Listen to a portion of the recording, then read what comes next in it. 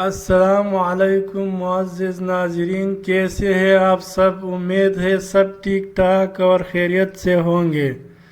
ایک اور حدیث کے ساتھ حاضر خدمت ہو، تو آئیے چلتے ہیں، دیکھتے ہیں اور سنتے ہیں آج کی حدیث شریف۔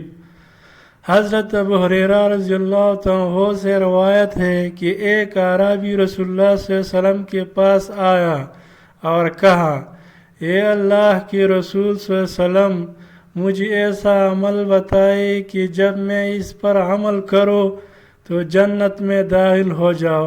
آپ صلی اللہ علیہ وسلم نے فرمایا: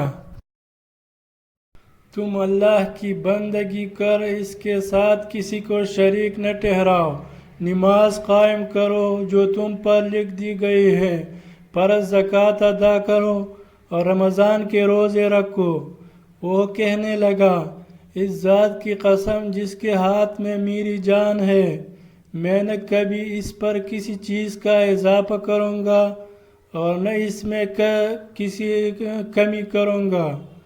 جب وہ واپس جانے لگا تو نبی کریم صلی اللہ علیہ وسلم نے فرمایا: جیسی اس بات سے خوشی ہو کہ وہ ایک جنتی آدمی دیکھے تو وہ اسے دیکھ لے۔